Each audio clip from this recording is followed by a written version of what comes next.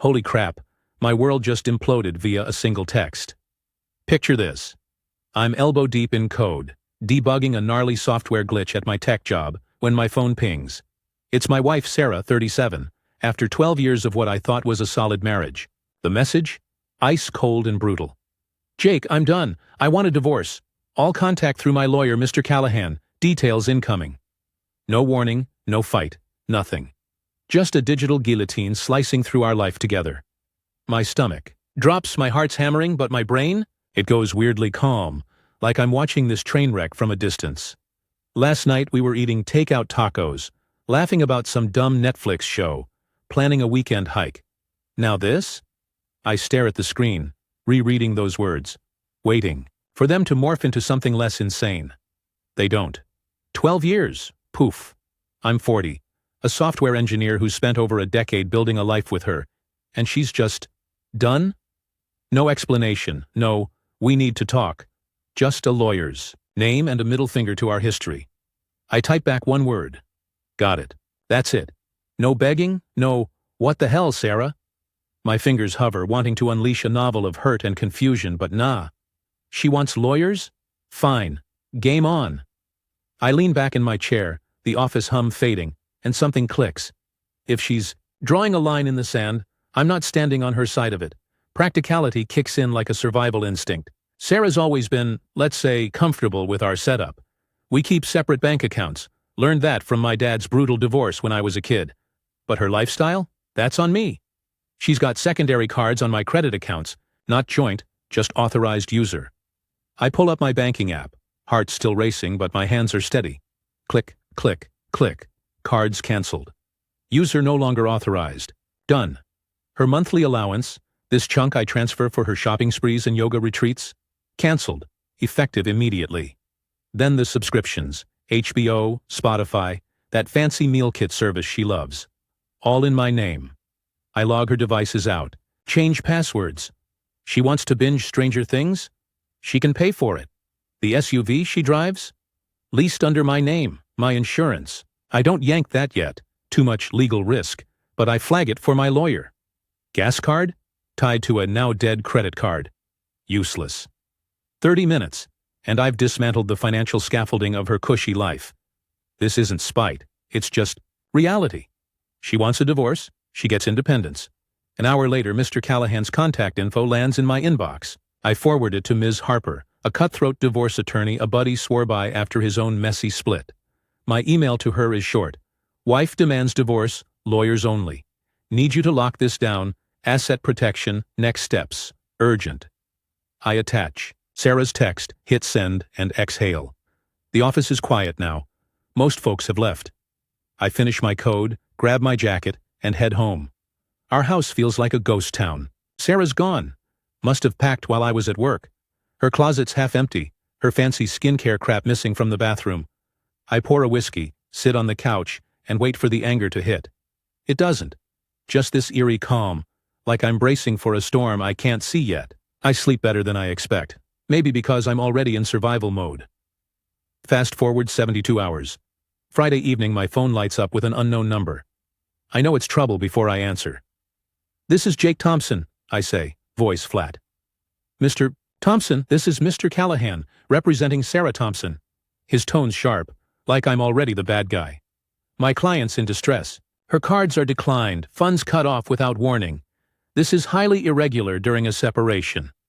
I lean against the kitchen counter, smirking despite myself. Mr. Callahan, Sarah texted me Tuesday, demanding a divorce and saying all communication goes through you. I complied. Informal financial arrangements ended when she did. Any support needs to be legal, through you and my attorney, Ms. Harper. A pause. Papers shuffle. She needs funds now. Groceries. Necessities. Where is she staying? Wherever. She is. That's her call. I shoot back. She ended our marriage via text and set the rules. No trust, no blank checks. File for support if she needs it. You've got Ms. Harper's contact. She's alleging bad faith, he snaps, voice tighter. Cutting her off like this. Bad faith? I cut in. Calm but firm. She nuked our marriage and lawyered up without a word. I'm following her instructions to the letter. Good day, Mr. Callahan. I hang up, adrenaline spiking. My hands shake, but damn, that felt good. She wanted cold and legal? She's getting it. Ms. Harper's call is next, and I'm ready to play hardball. This is just the beginning, and I'm not the one who's gonna blink first. A week after Sarah's text blew my life to bits, I'm still numb, but cracks are forming. That frantic call from her lawyer was just the warm-up. Now it's a full-on war, and it's uglier than I could have dreamed. I'm Jake, 40, a software engineer blindsided by my wife of 12 years, Sarah, 37, who hit me with a divorce demand via text. I shut down her credit cards and allowance, sticking to her lawyers-only rule. Now she's got everyone convinced I'm the devil, and her squad's out for blood. Ms. Harper, my attorney, calls the day after Mr. Callahan's meltdown. "Jake, you played it smart," she says, voice like a blade. "Sarah's text drew the line. You protected your assets. Log every call, text, bank alert. I'm jotting notes, feeling like I'm stuck in a courtroom drama, but it's real." She warns, "They'll push for emergency support. Expect theatrics." She's dead on. Monday, Callahan files a motion. Temporary spousal support, exclusive use of our house, which Sarah bailed on, and a ridiculous sum to keep her lifestyle. Lifestyle? She's a part-time illustrator scraping maybe $800 a month for her latte runs. I've bankrolled her designer bags and spa days forever. Entitlement? Off the charts. Harper fires back with a counteroffer. Basic support for needs, not wants. She points out Sarah ditched the house. I'm still here covering the mortgage. Her lawyer's only text, and my financial cuts as a direct response. "They're betting you'll cave to guilt," Harper says. "Hold the line." I do. But then the attacks get personal, and they hit hard. Wednesday night, my phone lights up. It's Mia, Sarah's bestie, who I thought was chill. I pick up, hoping for a clue about Sarah's headspace. Nope. "Jake, you're a piece of garbage," she yells, skipping pleasantries. "Sarah's on my couch, can't buy groceries, and you're living it up? She's basically homeless." My jaw clenches. Mia, Sarah demanded divorce via text, said lawyers only. I respected that. She chose this. She's scared, Jake. Her art gigs barely pay. How's she supposed to survive? Mia's voice breaks, but I'm not buying the tears. She lawyered up without a word to me, I say, ice cold. Money talks go through Callahan and Harper. That's her process. Mia snaps. You're cruel. She'll destroy you. I chuckle, dark. Let her try. My lawyer's locked in. We're done. Click. My heart's pounding, but I'm not the villain for following her script, am I? Thursday morning, a bank alert hits. Someone tried to pull $600 from a forgotten joint account. Some old freelance gig we did ages ago. Sarah dug up the debit card and went for it. Bank flags it, freezes the account. I bolt to the branch, explain the divorce, and lock it down pending court orders. It's not the cash, it's her shady move while Callahan's whining about bad faith. Harper's stoked. This is ammo, Jake. She's not just waiting for court, she's sneaking around. Friday, my sister Emily calls, fuming. Sarah's mom reached out, crying that you're starving Sarah, that you owe her for everything she's given you. What's her problem? I sigh. She's given? I paid for the house, car, her whole life. She ended it, Em. Now they're guilt-tripping everyone. Emily's livid. She's building a victim story. Watch yourself. Sarah's narrative is spreading like a virus. I peek at social media. Stupid move. Mia's posting cryptic, men are trash rants, and mutual friends DM me, confused. Heard you cut Sarah off. What's up? I ignore them. Harper's rule, stay silent. Let the law speak. But it's lonely, like I'm the one in the dock. The emergency support hearings next week, and Harper's prepping me. They'll lean hard into poor Sarah. We've got her text, your bank records, her account grab. Stay cool, let me shred Callahan's sob story. I nod, but my stomach's in knots. What if Sarah's hiding something bigger? Her silence since the text feels off. Like she's got an ace she's not showing. Friday night, a gut punch. I'm sipping a beer when an email pings from Tom, an old college pal in finance. Jake, heads up. Word is Sarah's been talking to some sketchy advisor about moving money offshore. No proof, just rumors. Stay sharp. My blood freezes. Offshore? Hidden accounts? Is this why she's so bold? I forward it to Harper, who replies fast. If this is real, it's a game changer. I'm on it. I'm wide awake now, staring at the dark. Sarah's not just playing victim. She's playing dirty. The hearing's coming, and I'm ready for a brawl. But this offshore whisper? It's a knife in my gut. 12 years, and I never knew she had this in her. She wanted a fight? She's got one, and I'm not folding. 3 weeks after Sarah's text ripped my world apart, I'm in a courthouse, heart pounding like a war drum. I'm Jake, 40, software engineer, still grappling with my wife of 12 years, Sarah, 37, demanding a divorce out of nowhere and setting a lawyers-only rule. I cut her financial lifeline, credit cards, allowance, playing by her cold terms. Now she's got her lawyer, Mr. Callahan, spinning her as a damsel in distress, while I'm dodging her cruise attacks and a chilling rumor about offshore money. This hearing's about emergency support, but it feels like my life's on trial. Ms. Harper, my attorney, is a shark in a suit. She's prepped me. Callahan will push the destitute angle. We've got Sarah's text, your financials, her shady account grab. Let them overplay their hand. I nod, but my palms are sweaty. Sarah's in the courtroom across the aisle, looking drained, avoiding my eyes. Callahan's got this smug vibe, like he's about to dunk on me. My gut screams she's hiding something. Tom's email about offshore accounts still haunts me. Callahan starts, voice dripping with pity. Sarah's been abandoned, cut off without warning, left penniless by Mr. Thompson's vindictive actions. He paints me as a tyrant, her as a victim, demanding a fortune for her basic needs. Harper doesn't flinch. She lays out the facts. Sarah's text demanding divorce and lawyers, my cancellation of my cards and allowance as a direct result. Bank records showing I still pay the mortgage, car lease, insurance. She drops the bomb. Sarah's attempt to drain our forgotten $600 joint account. This isn't desperation, Harper says, cool as ice. It's calculation. The judge, a no-nonsense woman with sharp eyes, leans forward. Mrs. Thompson, why no discussion before this text? Sarah mumbles something about feeling overwhelmed, but it's weak. The judge's skepticism is palpable. Harper seals. It's Sarah's part-time art gigs pull $800 a month. Not nothing, just not her old shopping spree budget. The judge rules. Temporary support, way closer to our number, covering basics, not luxuries. No house rights? She left it. Callahan's face sours. I exhale, dodging a bullet. But the war's far from over. Back home, the dirty tricks ramp up. Tuesday, I get a call from HR at work. An anonymous complaint claims I've been using company servers for personal legal matters and acting erratic. My stomach drops. This could tank my career. I meet my boss, Karen, who's known me for years. Jake, this is BS, she says, tossing the complaint. No evidence. Vague nonsense. My logs are clean, personal devices only, works untouched. HR dismisses it, but I'm shaken. Harper's take? It's Sarah's camp. No proof, but the timing screams sabotage. Wednesday, Sarah's brother Nate calls, voice thick with guilt trips. Jake, mom's crying nonstop. Sarah's struggling, and you're playing hardball? Think about the years you had together. I cut him off. Nate, Sarah ended it via text, lawyered up, set the rules. Lawyers handle money now, not family drama. He calls me cold, hangs up. Their emotional ambushes are relentless, but I'm not buckling. Thursday, another gut punch. I'm grabbing coffee when Mia, Sarah's bestie, corners me outside the shop. You're disgusting, Jake, she hisses, loud enough for strangers to stare. Sarah's falling apart and you're smug about it. I keep my cool.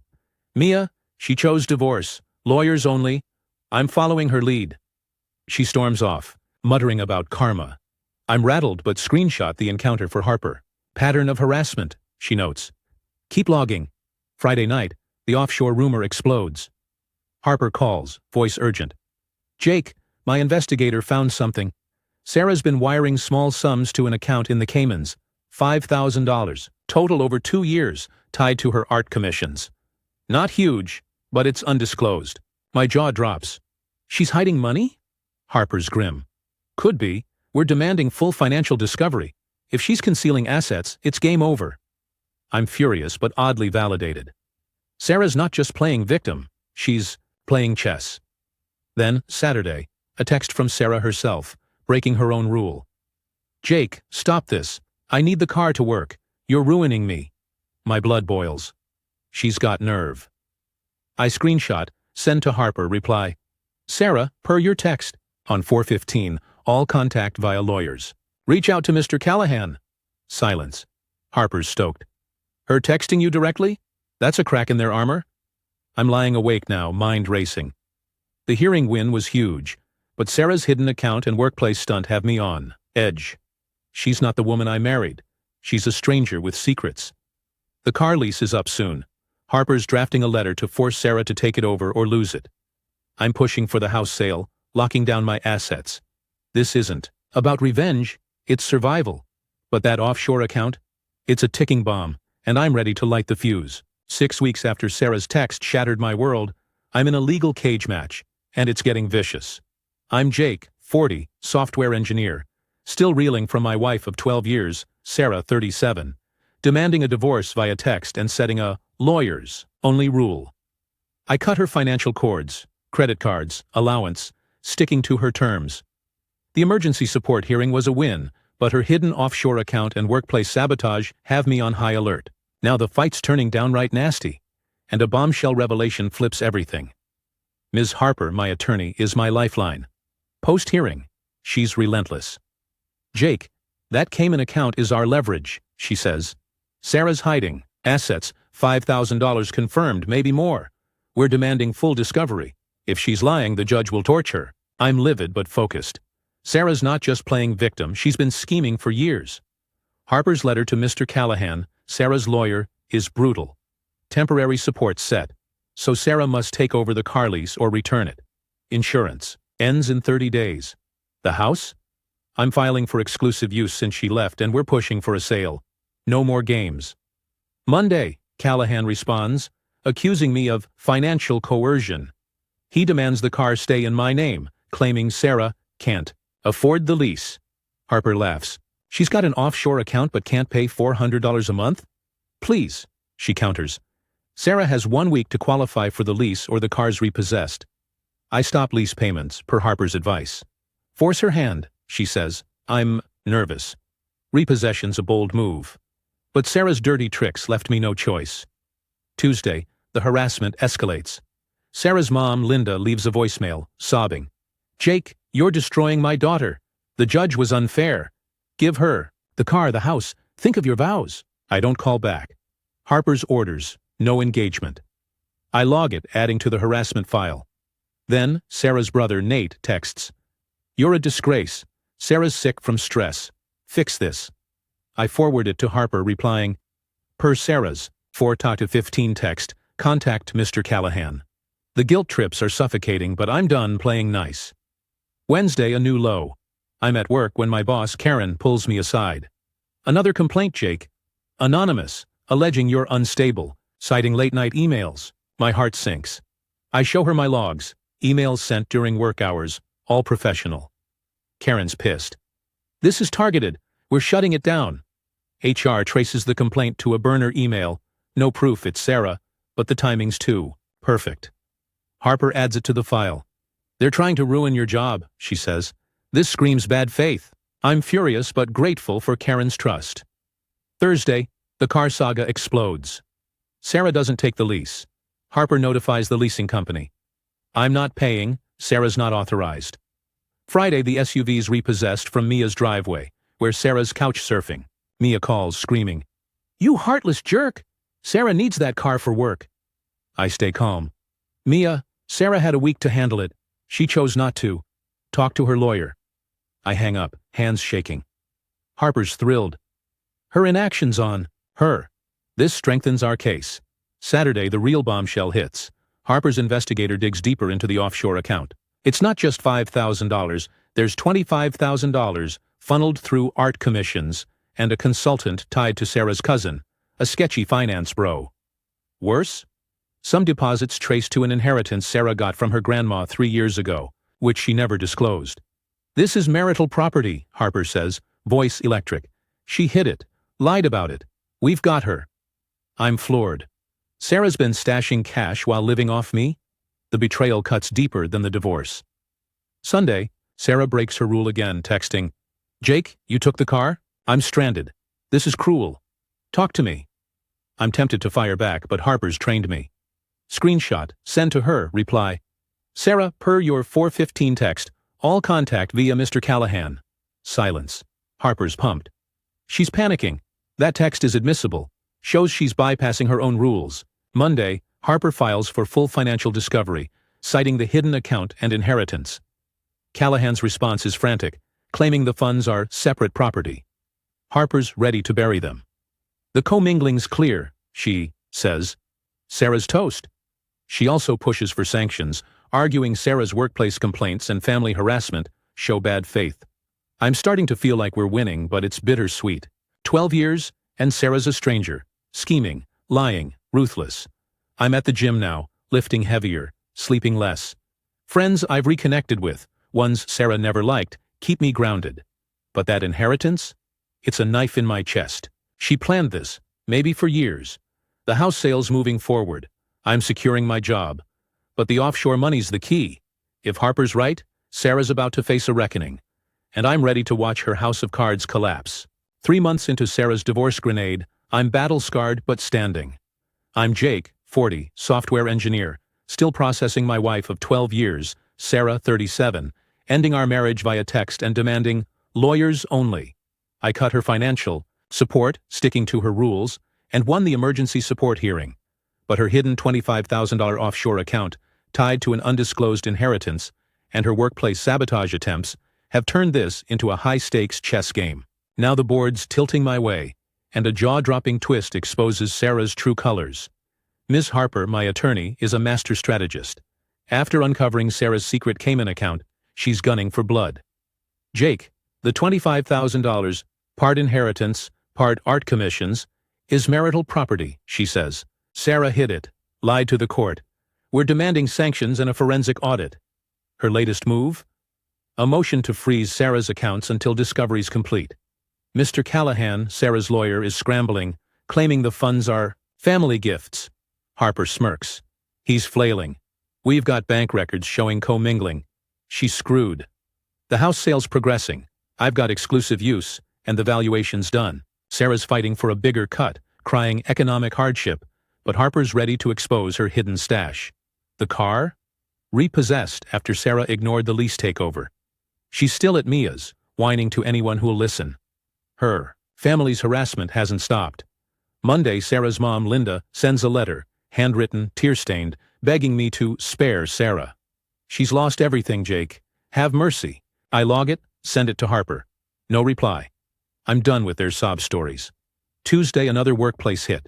A third anonymous complaint to HR, this time alleging I threatened colleagues over my messy divorce. My blood boils. I'm as threatening as a Labrador. Karen, my boss, shuts it down fast. Jake, this is harassment, she says. We're escalating to legal. HR traces the email to a VPN, but the pattern's clear. Harper adds it to the bad faith file. This could tip the judge, she says. Sarah's camp is desperate. I'm relieved but paranoid. My job's my lifeline. Wednesday, a curveball. My sister Emily calls, voice shaky. Jake, you won't believe this. Sarah's been telling people you cheated, that's why she left. I'm floored. Cheated? I've been faithful for 12 years, Emily's furious. She's saying it to mutual friends, painting you as the bad guy. I heard it from Lisa. My head spins. This isn't just a lie, it's a calculated smear. Harper's livid when I tell her. This is defamation. We're documenting it. If she repeats it in court, it's perjury. Thursday, the offshore account saga explodes. Harper's investigator uncovers emails between Sarah and her cousin, the finance bro. They're not just moving money. They're planning to siphon more before the divorce finalizes. One email dated a year ago has Sarah saying, Jake won't notice if we spread it out. My stomach churns. She's been plotting this while we were married, playing happy wife. The inheritance, $50,000 from her grandma, was split. Half to the Caymans, half to a consulting LLC her cousin runs. Total hidden, $75,000? I'm sickened. 12 years, and she was a con artist. Harper files an emergency motion to seize the LLC's records and freeze the cousin's accounts. Callahan's response is a weak dodge, claiming Sarah didn't understand the transactions. Harper's ruthless. She understood enough to hide it for years. The judge will eat this up. She's pushing for contempt of court. Sarah lied on her financial disclosures. I'm starting to see the endgame. Sarah's not just losing, she's facing legal consequences. Friday, Sarah texts again, desperate. Jake, stop the audit. I'll drop the house claim. Just talk to me. I'm shaking with rage. She thinks she can bargain now? Screenshot, send to Harper, reply. Sarah, per your 4:15 text, contact Mr. Callahan. Harper's ecstatic. She's cracking. This text is gold. Shows she's trying to bypass the process. Sarah's silence after is deafening. Saturday, Mia's out of the picture. Emily hears Mia kicked Sarah out. Couldn't handle the drama. Sarah's in a cheap motel, still working her art gigs but struggling.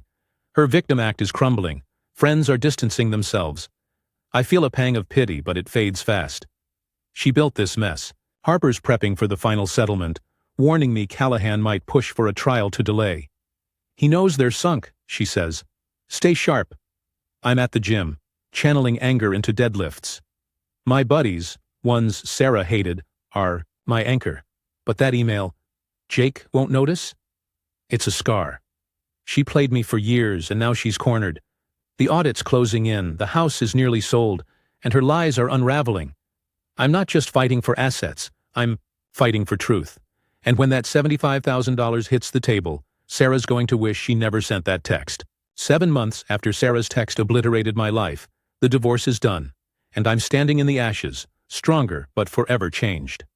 I'm Jake, 40, software engineer, who got blindsided by my wife of 12 years, Sarah, 37, demanding a divorce and lawyers only. I cut her financial support, played her legal game, and uncovered her $75,000 hidden offshore stash. Her workplace sabotage and lies about me cheating pushed me to the edge, but Ms. Harper, my attorney, turned the tables. The final battle was a bloodbath, and a gut-wrenching truth sealed Sarah's fate. Harper's forensic audit was a sledgehammer. The $75,000, inheritance and art commissions funneled through her cousin's LLC was just the start. Emails showed Sarah planned to hide more, expecting me to fund her post-divorce life. Harper's motion for contempt hit hard. Sarah lied on court disclosures. Mr. Callahan, her lawyer, tried to spin it as confusion, but the judge wasn't buying it. Harper also proved the LLC's funds were marital property, commingled with our joint taxes. Sarah's house of lies was crumbling. The house sold fast, equity locked in escrow. Sarah fought for a bigger share, claiming disadvantage, but Harper used the hidden assets to shred her case. The car? Repossessed after Sarah refused the lease. She's in a motel, her victim act fading as friends like Mia bailed. Her family's harassment, calls, letters, kept coming, but I logged every one. Harper's file of their bad faith tactics was thick. Workplace complaints, defamation about me cheating, Sarah's rule-breaking texts. It all painted a picture of desperation. The final hearing loomed, and Callahan pushed for a trial, hoping to delay. Harper was ready to crush them. Pre-trial, the judge grilled Sarah about the offshore account. She stammered, blaming her cousin, but emails quoting her, Jake won't notice, were damning. The judge's glare said it all. Harper leaned in. Facing trial, Sarah risks perjury and paying Jake's fees. Callahan caved, pushing Sarah to settle. I braced for the endgame, heart heavy but resolute. Then, the bombshell. Harper's investigator found a hidden email thread, buried in Sarah's cousin's server, dated 2 years ago. Sarah wrote, If I leave, I need enough to start over. He's too loyal to suspect. Worse? A reply from an unknown account. Keep him happy till it's set. I'll handle the transfers. My blood ran cold. Sarah wasn't just hiding money. She was planning her exit with someone else. No proof of an affair, but the implication gutted me. 12 years, and she was playing me like a mark. Harper used the email to seal the deal. This shows intent, she told the judge. Sarah orchestrated fraud while married. The settlement was brutal. House equity split 60-40 in my favor, factoring her hidden assets. The $75,000 was divided as marital property. I got $45,000. Sarah kept her motel savings, $10,000 from art gigs. Spousal support? 1 year, rehabilitative, $1,000 a month, contingent on her working full-time. Legal fees? We each paid our own, a win, since Callahan wanted me to cover hers. Post-settlement, Sarah's a ghost. She's in a tiny apartment, scrambling for art jobs, complaining to anyone left. Her parents still help, but her narrative's dead. Mutual friends dropped her after the cheating lie fizzled. Mia's gone. Even Nate's quiet. No apology, no remorse. Sarah seems stunned I didn't just roll over, like she genuinely thought she deserved my money forever. The entitlement's unreal. The workplace complaints? HR closed them, and Karen promoted me, citing my resilience. I'm hitting the gym hard, reconnecting with buddies Sarah hated, enjoying my quiet condo, bought with my equity share. The email about her starting over still burns, but it's clarity. She was never the woman I loved. That Sarah was a mask. Looking back, those 7 months were hell. Expensive, stressful, soul-crushing. But I came out whole. I kept my job, my integrity, a fair split, and learned I can face a crisis head-on. No Hollywood revenge, just cold, legal consequences for her choices. That email, though? It's the final twist of the knife. Was there someone else? I'll never know, and I don't care. She wanted a war, got it, and lost. I'm moving forward, lighter, wiser. The gym's my therapy, my friends, my family. This sub helped me vent, process, stay sane. Thanks for that. Sarah's out there, learning life's not a free ride. Me? I'm rebuilding one day at a time, and it feels damn good to be free. And here it is. The finale of today's story. Did everything turn out as you imagined? Or did it end unexpectedly? I'd love to hear what you think. Leave your thoughts in the comments below, and let's dive into the discussion together. If this story kept you in suspense, don't forget to give it a thumbs up. And if you haven't signed up yet, what are you waiting for? This is your chance to join an incredible community where exciting new stories unfold every day. Click the subscribe button and turn on notifications to stay up to date. Thanks for your attention, and see you on your new adventures.